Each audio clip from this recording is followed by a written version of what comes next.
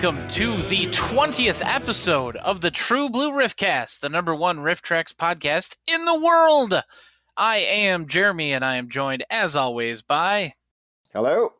Can Hello? you hear me? Did you get disconnected? I guess. Like right as you were introducing me. Yeah, no, hey, let's leave that in. No, hi, yes, I'm Dave Chadwick, a.k.a. Sugar Ray Dodds, and I'm here, as always, with Jeremy. Yes, that was great. That was fantastic. That was our 20th episode, ladies and gentlemen. And we weren't here last week either. Yeah, that was because Dave was sick and I was not feeling good, and we just decided I had no voice. I sounded like Mr. Rastaman. Is what I sounded like. Well, at least you can talk normal today. Yes. Yes, clap.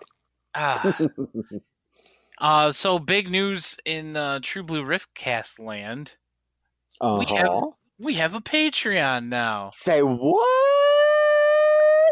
Yeah. In case you didn't see it on Twitter or the True Blue RiffTrax fan group, we do have a Patreon. It's patreon.com/TrueBlueRiffCast to go sign up. We have a couple different levels that you can sign up for. Of course, if you like what we do and you want to support us, you can do so for as little as $2 a month.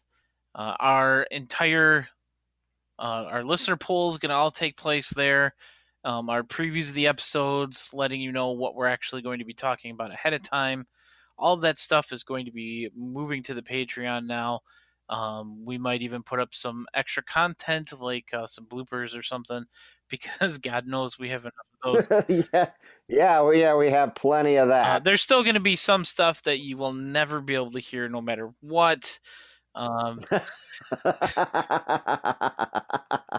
There's lots of that too. That's usually Dave's fault. Yes, it's usually my fault, but we had some that was Eric's fault last week. Or 2 weeks ago, or whatever it was. I was just like, wow! But yeah, so patreon.com/TrueBlueRiffCast to sign up and become a patron for us and support us and the hours of editing that I have to do for these podcasts every week. Thanks, Dave. Yes, Jeremy does lots of work for us, everybody. How was your week? Or your I know last week you were sick. How was this week? This week was okay. Yesterday, well, you know how, there's this movie called Star Wars Episode 9, The Rise of Skywalker, coming out in a couple of months, right? I'm sorry, I'm not familiar. You're not familiar? Anyway, well, there's this movie franchise called Star Wars, and they're having their ninth movie come out in their Skywalker saga. And the marketing surrounding it now is all, they just had their big trailer release during Monday Night Football, right? And the big marketing thing surrounding it is that they're going to bring an end to this 9-part epic of just like, they want to bring all 9 movies to a conclusive end, blah, blah, blah. So, number one, I don't believe it. I mean, I believe that that's their intent with the movie. That doesn't mean there's not going to be an episode 10. I mean, come on. Well, and I already saw something that they're going to be doing a Kylo Ren prequel. What? Are they really? Yeah. I'll have to look that up. I saw something about it yesterday. I don't know. I'm sure it's just a rumor at this point. Yeah. But, Yeah, but like, we're the Knights of Ren, blah, blah, blah. Who cares? Anyway, so I thought it would be a great idea, and I was wrong. Hey, let's watch all the movies all over again, right?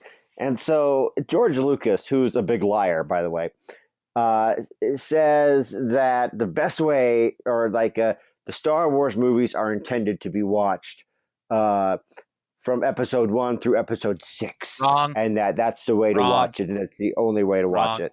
Yeah. I figured that out. I was like, okay, so I'm going to watch episode 1 and 2, and that's all I'm going to watch. Actually, I was just going to do just episode 1. And then at the end of it, I was just like, oh, well, that was terrible. Let's watch the second one now. Yeah, I'll watch the second one now. And then I was like, well, might as well knock them all out. I was pleasantly surprised. I mean, I knew this because Revenge of the Sith, and I actually put on the RiffTrax for episode 3. Welcome back from the edit, everybody. Jeremy is crazy. Yeah, I am. So I put in episode 3, and I remember why I liked it. It's at least fun. I mean, yeah, it's stupid, but I put the RiffTrax in for this one. You know, it's really solid. In fact, I think it's probably the best 2007 or season 2 riff that I've listened to in a really long time. And I remembered why I really like not only the movie, but also I really like that riff. So I had a fun time yesterday doing the Star Wars prequels. Yes, and then you had a fun time today watching one of the movies that we're going to talk about. Yeah, we got lots to talk about. Let me tell you. Let's see. We've got, of course, the new release for this week, The Visitor. Which there's lots of things to think about that one.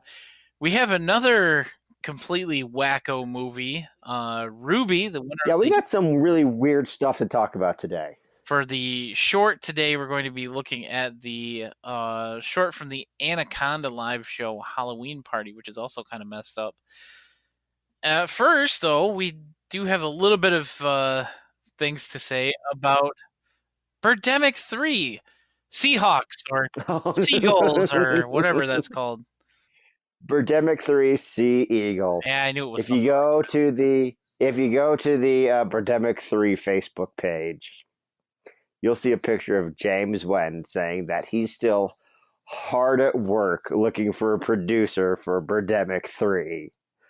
And I'm just like, ha, you're a jerk. No one wants to make your movie. Hard at work, relaxing on a balcony. Yes, because that's the kind of life he lives, of luxury on balconies in Hollywood, sending out threatening letters from a mailbox plus. Mailbox plus. Yeah, no, but he's still hard at work at getting Birdemic 3 done, and let me tell you something. I wish him the best of luck in his future endeavors. Rah, rah, rah. Do you want a Birdemic 3, Jeremy? No. No. I want more information on Earth 2075. Thank you very much. 2075. Which he told us we would have some information soon, way back a month and a half ago in the middle of September. Yeah. Come on, James. Where's the poster? You jerk. Yeah. It's like I harbor ill will towards James Wen for some reason. Anyway, let's take a look at the weekend box office. Joker back up into the #1 spot, narrowly. How does that happen? Narrowly beating out Maleficent, Mistress of Evil, which was in the #1 spot last week. The Addams Family, and at #3, Zombieland Double Tap at #4, and some movie called Countdown about a killer smartphone app that I had never heard of until I looked at this list. Came in at #5, open at #5. It's here's the little blurb for it. When a nurse downloads an app that claims to predict the moment a person will die, it tells her she only has 3 days to live. With the clock ticking and a figure haunting her, she must find a way to save her life before time runs out. She could take the app off her phone. Uninstall the app. There you go. If the countdown can't reach 0, then you can't get killed, right? That's how it works. Check your privacy settings. You know, that's funny. All right, that's enough of that. Let's move on to our short reviews of RiffTrax shorts. Yes! For today's short review of RiffTrax shorts, we are taking a look at the RiffTrax Live Halloween Party. Now, this one was originally part of the Anaconda live show. It was released on its own on October 27th, 2015. This one has a nice typical family from 1953, the year that Halloween Party was released. Encyclopedia Britannica put this out, so Oh, so you know it's good. Yeah. yeah, we have lots of experience with them and RiffTrax. Yeah. So there's a family of 4, mom and dad, and Peter and Julie, and they have their dog Shep. The short starts off with Peter finishing up his costume for Halloween, which is a paper bag cat mask that it's a paper bag with a face drawn on it and some pipe cleaners for whiskers. Peter puts the bag on and he tries to scare the family German Shepherd with it, and It eats him. Shep just looks at him and growls like he's ready to rip his face off. That's funny. Dad comes home with some Halloween supplies. He's got some Indian corn and some straw and some pumpkins, and they're going to carve out their jack-o'-lantern. And Dad ends up making, and I quote, a sad, sorry, and spooky jack-o'-lantern. Uh-huh. They turn off all the lights in the house. They light the candle in the pumpkin, put it in the window, and of course, Shep growls at it and act like he's going to tear its face off. Shep just really hates Halloween, I think. The next day, while the family is gone, Shep eats the paper bag cat mask. Oh, no. And so Mom has to come up with a new costume for Peter. And she does so with some fabric, a Mexican hat, Oh, no, really? and some lipstick. Um, Yes, and ta-da! Peter is now a lady scarecrow. okay. Oh, no. And the costume is finished just in time for the costume parade at school. In the parade, there's a witch, there's a clown, and there's one costume with some unfortunate full face brown face paint. Apparently, Okay. the lady scarecrow was the best because Peter won first place and he got the prize of a box full of balloons, which he then, of course, shares with the rest of the kids in his class. And they all sit down on the pavement outside and they're blowing up balloons. And then Shep starts bounding over the kids as they're sitting there. The end. Happy Halloween, everybody. Lady Scarecrow. Yeah, because, you know. That's what all young boys want to dress up as, Yes, is Lady Scarecrow. Lady Scarecrow. Well, back in 1953, maybe. I don't know. Yeah, it's totally acceptable to do that back then too. Let me tell you. Yeah. Yeah, this is a great short, and it serves for me to be a wonderful reminder of the Anaconda live show, which I greatly enjoyed. Yes, and all the Halloween live shows of years gone by, of yore. Yes, of your Halloween live they don't shows do that before. no more. No, it's been a couple of years. Yep, I think the last one they did was Carnival of Souls. Yes, I do believe that was the last October 2016. live show they did, yeah. It's been So it's been that long. Maybe they'll get back to it. I really liked the Halloween shows and the Christmas live shows. Yes, I did as well. But I understand that they don't want to make 4 trips to Nashville every year. Yeah, so. yeah, that's a lot of travel to go down there 4 times a year. Also, it's expensive. Yeah. Halloween Party is a great little fun short. It's not very long either. It's only 7 minutes. So again, it's worth the $1. You know, so it's a good time to be had by your family for 99 cents. Let's move on from the shorts to the not so shorts and take a look at. Let's do our listener poll winner first. Okay. Let's talk about Ruby. Ruby. Fun fact, Ruby was released the day after RiffTrax Live Mothra in 2016. Yes, one of the few movies to have it released the day after a live show. Mm-hmm. And also, fun fact, it's weird as Yes, it is. It is one of the weirdest movies they have ever released. It's a hodgepodge. I just remember watching it the first time and just like not being able to like get my mind around what the movie was. A feeling that was intensified today with the new release, but we'll get to that soon enough. Yes. But anyway, so what is Ruby, Jeremy? That is a good question. Ruby is a whole lot of things. We've got a little bit of some film noir. We've got a little bit of straight up just gangster mobster movie. We've got a little bit of The Omen, a little bit of The Exorcist, and a whole lot of bad. Yeah, a whole lot of oh no, bad touch movie. Ruby, why are we going here? There are a few times that's a where lot you of definitely that. feel like that. The movie starts off in 1936, I think it was, where this guy and this woman are in the swamp. I think they're like on a date, or they're like secretly getting married or something. Yeah. And it's very, very strange. They get out of the car in a swamp, and the guy's wearing a like a full tux almost, it looks like, and Yeah. Ruby's wearing her red nightgown, not nightgown, evening gown, and this car full of monsters rolls up on him. Yeah. And just blows the husband away, all Ice Cream Man style. Yeah, like they shoot him in the face a couple times.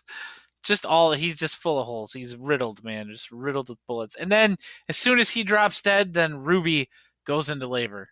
Yeah, because that's how it works. Yes. And then we jump to the main part of the movie that takes place 16 years later in 1950 whatever. 51. Yeah, in the 50s. Now, correct me if I'm wrong, because this always seemed a little strange to me. Ruby, the survivor, owns a drive-in movie theater, right? Yes. Okay. And she employs the people who gunned down her husband after she had them put away into jail. But when they got out of jail, she gave them a second chance, and they all work for her now. Yeah. Yeah. Okay. WTF. Yeah. I think she set it up so that her husband would be killed. Oh.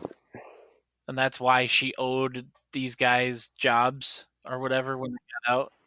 Oh, is that what happened? I think that's what happened.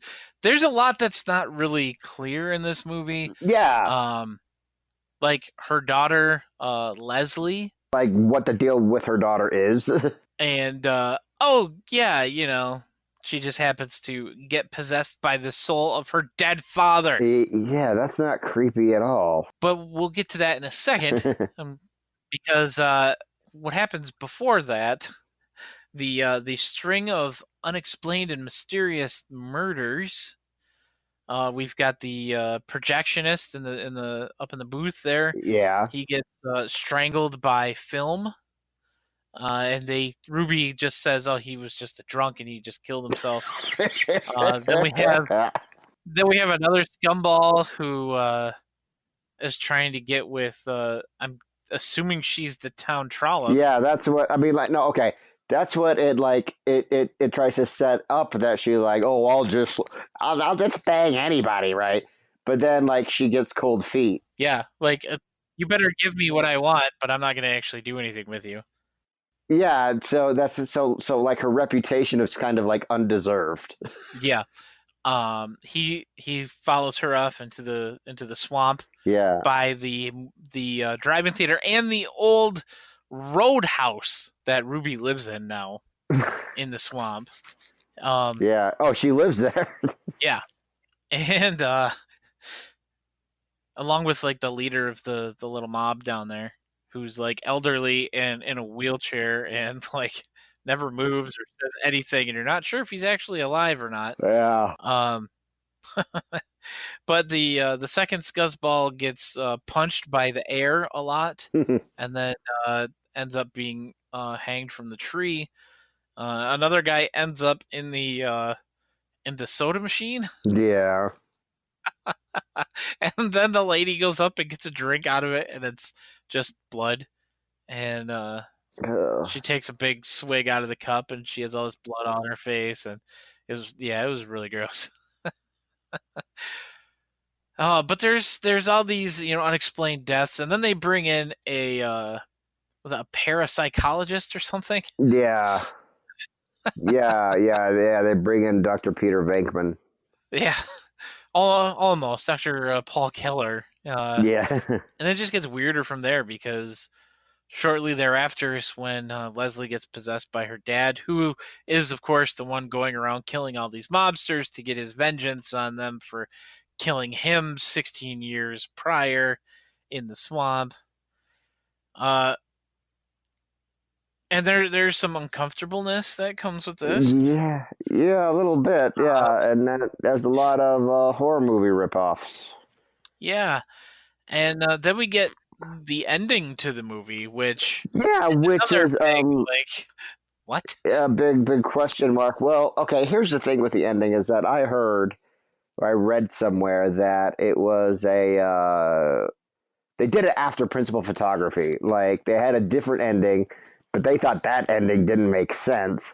So they shot this other ambiguous ending where it's just her like either getting drowned or like just like trying to like fight off a skeleton or something like in the swamp, like in that swamp. Yeah, and then it's just like 70s freeze frame, and then it's over. Yeah, she gets pulled under the water by a skeleton, presumably that of her dead husband, and then the skeleton hugs her, and that's where it freeze frames. No, but it's not Piper Laurie. It's some other actress. Yeah, in the red dress. Yeah, and the hair, you can tell just because the hair is different. It's not quite it's pretty bad. It's pretty bad. The Michael Carradis situation with the wig after he cut all his hair off after Samurai Cop got done filming and then had to go back in for reshoots. But yeah, it's definitely not Piper Laurie. Oh yeah, kind of like Bela Lugosi and Ed Wood's dentist from Plan 9 from Outer Space, that kind of thing. Yeah. Okay. I wonder if it's credited who played Dead Ruby in the water. No, who played Dead Ruby, not who played not Bela Lugosi. Yeah. Also of interest in this movie, the drive-in theater, every time they show the drive-in theater, it is showing Attack of the 50-Foot Woman. The story is supposed to be taking place in 1951, and correct me if I'm wrong, Attack of the 50-Foot Woman was released in 1958. Yeah, they were only about 7 years ahead of time with that. Right, yeah. So it would be like showing Avengers Endgame and saying that it was released in 2012. Bit of a gap. Yeah. Welcome back from the edit, folks. That made no sense. I just made a completely unnecessary and nonsensical joke. It made absolutely no sense. It's offensive, but you kind of gotta I don't know why. Yeah. Now you threw me off of my train of thought.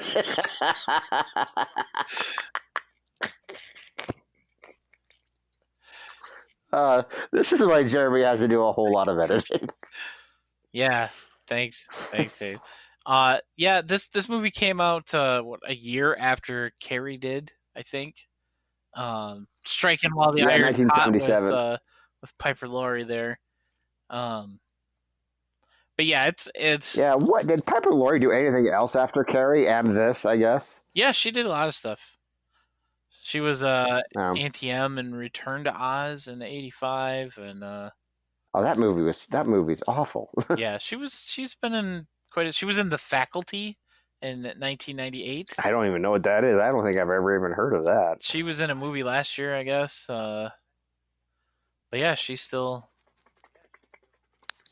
alive and kicking. But man, Ruby is it's just so weird. And She was in Twin Peaks? apparently. Oh, well. The main She was in MacGyver, too. Yeah.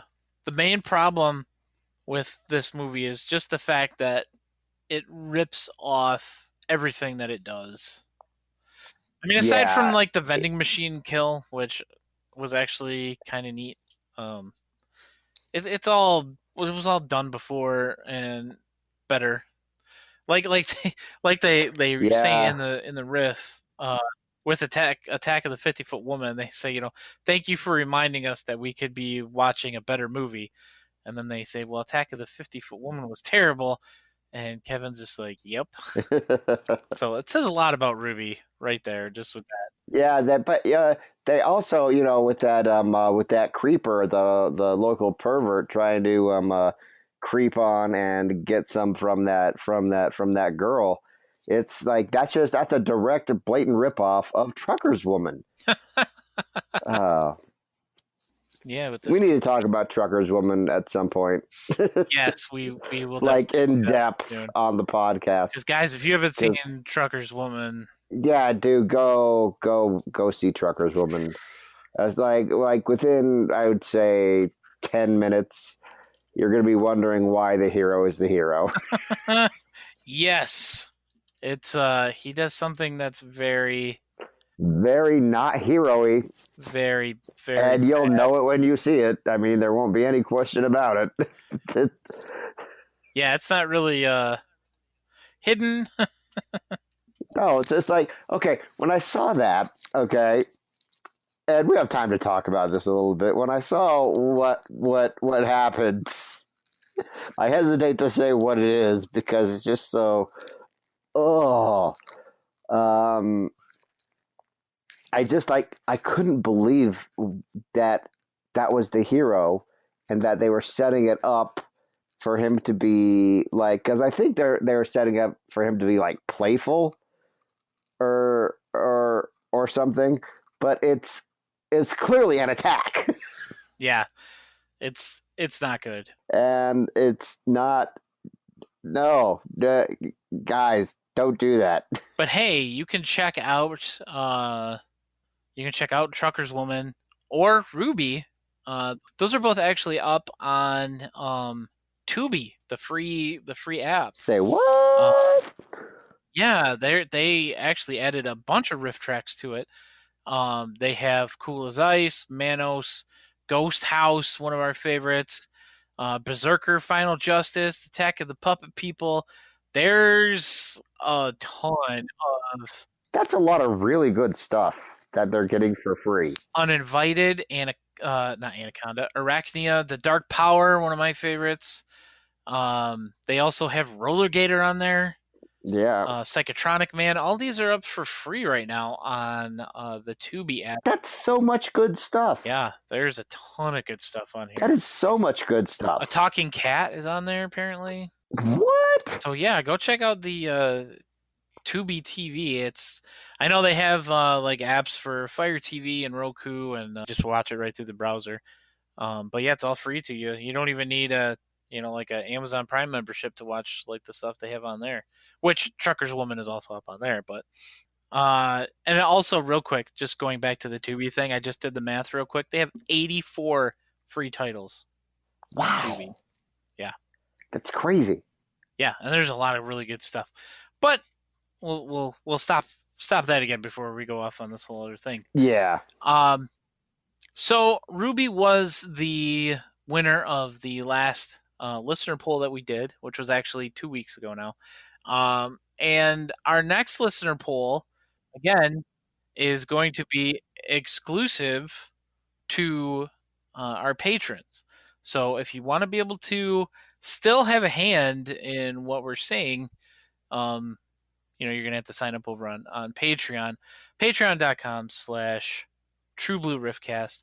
Our next listener poll, which will be going up, is going to have the losers from the previous poll, Voodoo Man and House on Sorority Row, and they will be joined by Honor and Glory. Yes, since we're moving out of the spooky phase of the year and into the boring part of November in between October and December. So we could do just anything we want in November. Now, let's move on to the newest release from RiffTrax, the 1979 film, The Visitor. The Visitor has what you would consider a pretty star-studded cast for 1979. Yeah, it's got some names. Glenn man. Ford, Lance Henriksen, Yeah. Sam Peckinpah, Shelley Winters, and John Huston. And that's just to name a few. Yeah. Oh my goodness. Talk about weird and unique. We were just talking about unique. This is definitely, I think, like for me, this was like like kind of like a slap in the face, kind of like a wake, wake up, Dave, from RiffTrax. It's like, we're RiffTrax. Look at this. It's like, oh, okay, you have my attention. This one definitely demands your attention. I watched the movie over the weekend, and Whew. it is a big old serving of bonkers. Yeah. We start off with some nondescript location. It looks just like a desert, and here we have John Huston standing there, looking like Obi-Wan Kenobi, and then like this snowstorm picks up. Is that what was happening? I don't know. I'm not sure what was going on. It just seemed like it was a snowstorm. I don't know. And then this little girl shows up. Yeah, okay.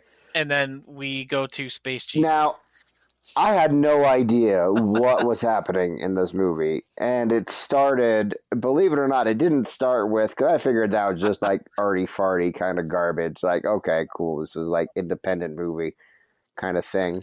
But I found out this thing was released in theaters, and I was like, what? So I actually had to go to, I watched the whole movie. I actually had to go to Wikipedia to find out just exactly what was happening in this movie. And here's just the first paragraph from the plot.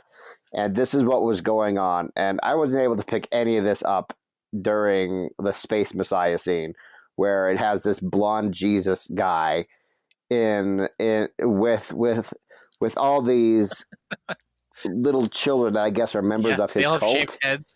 with their shaved heads. Yeah, that's never explained. Like what was going on there. An enigmatic Christ figure, Franco Nero, tells his bald pupils about the centuries-long cosmic conflict between Zetine, an evil interspatial force of immense magnitude with powerful psychic abilities, and his benevolent arch-rival, Yahweh. Oh, really?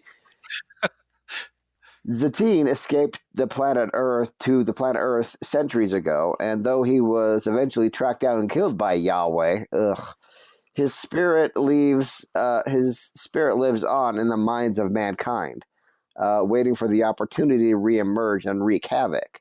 The figure tells his disciples that before his death, Zetine had produced dozens of children with human women, and these descendants still populate the earth.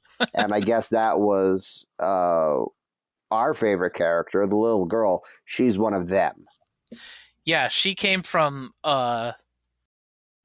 okay, yeah, so the mom is the one, and I think I picked up on this. The mom was the one who gives birth to these descendants, or one of the people on Earth who gives birth to these descendants. We find that out shortly thereafter, because once we go from Space Jesus, then we end up at a basketball game with the team owner, played by Lance Henriksen.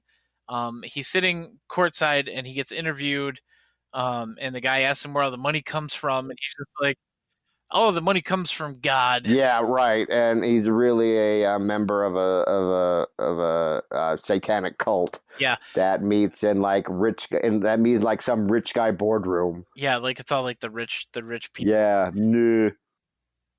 Yeah, Katie is the girl, the daughter, the evil spirit. Yeah. And she's at the basketball game, and she makes the ball explode right at the last second during the These slam dunks, yeah. during the slam dunks. That's all you get for like a minute is just slam dunk, slam dunk, slam dunk, and the other team's going for a slam dunk, and if they get it, they win. And she makes the ball explode right before it goes through the rim. This little, Oh, also, no one cared that happened, by the they're way. just like, Might I point huh? out? Oh, The ball okay. explode and be like, oh, it happens all the time. Yeah. Yeah. And that's when, right after that, is when we find out about the cult. The cult is trying to get Raymond, who's Lance Henriksen's character, to get married to Barbara because she is a conduit to distill the team's powers. Yeah. And the 8-year-old daughter is one who already has these abilities, obviously, and they think that if Raymond marries this woman, then they'll have more evil little children. Yeah, they want a son, so they want a son so they can breed the son with Katie, so they can make an Antichrist. Yeah, which Yeah, that's yeah, but pretty much. then Katie has a birthday party, and she opens her first gift. Oh! Before you say that, I just want to say that Katie's mom is 6 kinds of bug crap insane. Yes, she is. Because and you'll know why I wanted to say that before you're about to say what you're going to say. Yeah, they buy her like this weird mechanical peacock thing that, like, when you wind it up, it like tweets a couple times and it says, "I'm a pretty bird." And so they put it in the gift box, and at the girl's birthday party, they give it to her. She opens the box, and instead of the bird, there's a handgun, a loaded handgun in this birthday gift for this girl. And she's swinging the gun around going, "Look, mommy, look." And she just kind of goes, and throws the handgun on the table. It goes off and paralyzes the mom. Yeah, you could see, and then they go to the hospital, and there's like an X-ray, and it shows like the bullet like still lodged in her back, and they'd be like, "Was she paralyzed?" Unfortunately, yes. And in the very next scene, like right after, unfortunately, yes, they see her being wheeled out, and she's grinning like the whole time, like the whole movie up till like the very end. She's like this crazy, insane, like, "Oh yes, I'm always smiling," and she's so very happy to be paralyzed. Like it didn't seem like it inconvenienced her at all. No, not at all. And during this, John Huston's character Jersey comes down to Earth, Mm-hmm. and he's kind of like checking in on the situation. And I'm he's got yes, a bunch I'm of the babysitter now. Yes, I am the babysitter. I was sent by the service, and it's $5 an hour as the service rate. I'm this old man. Okay. And like, Shelley Winters comes in, and she's like a maid almost. She's there, to take care of the house because the mom can't do it. She does not really do a whole lot in the movie, except for the scene later where she literally smacks around this little girl. Yeah, she just like, no. It's like, I was in Poseidon Adventure. Respect me. You will speak properly about your mother. I died in the Poseidon Adventure. Don't you know who I am? Yeah, it's wacky, man. And the girl has like a hawk that follows her around. Oh yeah, and it killed somebody, and it has like a knife or a tongue or something. Killed Glenn Ford, made him like crash his car. Yeah. But can we talk about that car crash just for a second? Yeah, sure. That's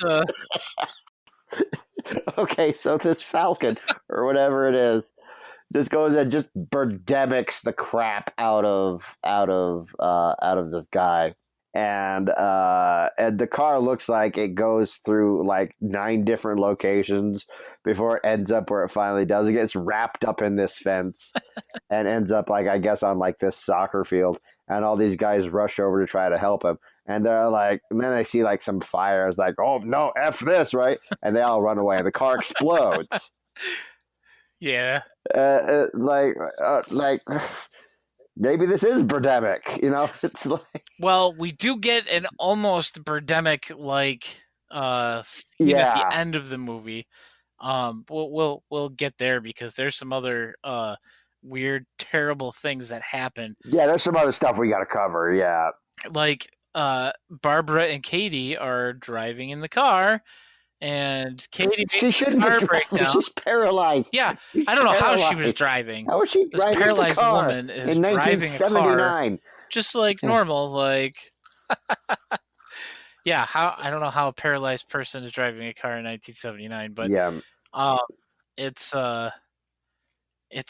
just that fact that happened, because I thought the same thing when I saw him. Like, hey, wait a second, I thought she was paralyzed and she's just cruising along. But then the car breaks down thanks to the demon child, and this big semi truck pulls up. And it's John Huston. No, the semi truck is the bad people, the Satanists. Oh, it's not. They take her and they impregnate her. Oh, okay. Because she rejected that's Lance right. Henriksen. Yeah, be like, will you marry me? No. Yeah.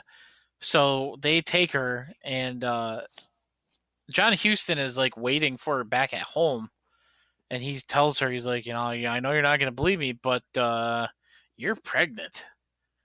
And like, this is this group and they're doing this. And so she goes to the hospital. Oh, no, yeah. To see her ex-husband, who's a doctor.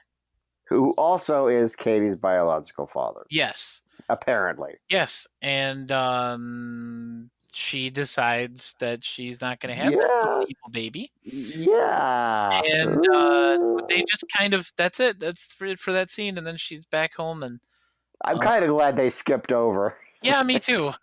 There was enough. That seems like it's uncomfortable. Yeah. And then Katie tries to kill her mom again. I think this time it was with Raymond, right? Where they like tie the wire around her neck, and put her in the chairlift up the stairs, and then like. Oh yeah, that's right. And like I try to bring her up. Yeah. Yeah. And that fails. Did we skip over the part where John Huston plays Pong with Katie? Yeah, that was when he was there as the babysitter, and they play Pong on the giant front projection TV.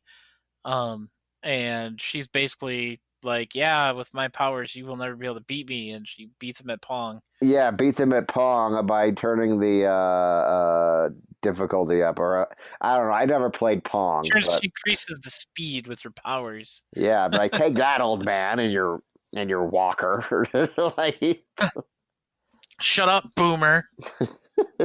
Oh God. Yeah, but they have a little discussion there about how he's going to stop them from what they're doing, and but yeah, she tries to kill her mom again, and the police come and they arrest her, and she's like locked up in like the psych unit at the hospital or whatever, and her mom's just kind of chilling there in her wheelchair, and she's like, "Mommy, please, I'm sorry, take me back, I won't do it again." The next scene, they're back at home, and she tries to kill her mom again. Yeah, she's like dragging her up the stairs. I think this is the time where she shoves her through the big glass water thing. Like it's like a water sculpture or something, because it's not an aquarium. I don't know what it was supposed to be, but and then John Huston shows up with his animated birds. Yeah, he shows up with his own birdemic, yeah. And they actually had real birds in this point, all except for one, which was almost like a bird sculpture, and it flew right at Raymond. And like stabbed him right in the neck, yeah. And it just went very slowly into his neck, and he dead. And then it's revealed that all the Satanists are dead as well. Yes. Presumably by John Huston's character, Jersey. And at the very end of the movie, he returns back up to space, Jesus, and he reveals that he is Katie, and she's been shaved, and she's not evil anymore apparently, and they hug. Be like, here, you're one. And he gives her to, he gives her to the Space Messiah, But I guess she's all better now. I guess she's not a homicidal maniac. Yeah. Also, what happened to Shelley Winters? I don't remember. Her character just dropped out of the movie. After she beats the crap out of Kelly or Katie. Yeah. After she like smack Katie's around, all of a sudden you're like, well, I have to go now. It's like Mary Poppins. She comes in, she does her job, and she leaves. And then she just, but like, oh, dude, but just like, okay, now the way we just described it, it actually sounds, you actually have to watch this thing to understand just how crazy it is, because what we just gave you was a very sterile version of events. Oh yeah, there's like the music in this thing. That's not the recording going out. That's just me failing to come up with words to describe the music. None of the music matches what is going on the screen. Like, there's a scene where John Huston's character is walking up a big flight of stairs. That's like his theme. And that music is his theme. Is accompanied by this like 70s action theme music. You know, there's one other part that probably one of my favorite scenes of the movie is when they're at the shopping mall. Yeah. And Katie is ice skating in the rink in the shopping mall, and she's like making everybody fall down and chase her, and these guys come up and they grab her by the arms, and she just starts like spinning around like it's Sesame Street on ice.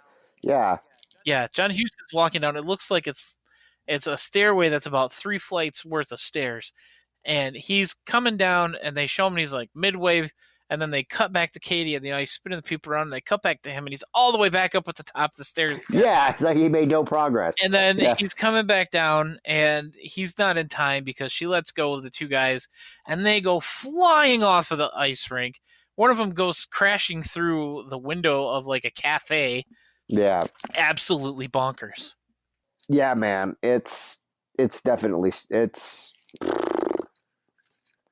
I gotta put this one up there with God Monster. In fact, that is just bizarre. Yeah, it's definitely one of the strongest releases from them this year. I agree. Yeah, get it. And if they've got something coming in the pipeline that's gonna top this movie, like I'm still worried for the one that they say, you know, Roller Gator's the bane of your existence so far. Like, that's the only thing that I even have an inkling of that might potentially dethrone this, because it's kind of late in the year now for. It's for anything, like they'd have to pull out some big guns to beat this, honestly, because I would say that this is a I don't know if it's at a I don't know if it's instant classic level, but I think in like another month, if I'm still thinking about it, it's definitely a classic. Yeah, it's right up there in contention for Riff of the Year, right along with Zombie, aka I Eat Your Skin. I Eat Your Skin. Yeah, so I think we've said pretty much all we can say about The Visitor, man. That's going to do it for this week's episode. For the 20th episode of the True Blue Riffcast, where we get to talk about 2 of the most insane films that RiffTrax has ever released. Yeah. I am Jeremy. You can find me at pbandawesome.com. You can find me on Facebook, Twitter, and YouTube at pbandawesome. You can send me emails, jeremy at trueblueriffcast.com. And you can follow the podcast at tbriffcast. And, of course, you can go sign up for the Patreon at patreon.com/trueblueriffcast. And I'm Dave Chadwick, a.k.a. Sugar Ray Dodge. You can check me out on the web at sugarraydodge.com. Send me emails at dave@trueblueriffcast.com. And we will see you guys next time. Woo-hoo!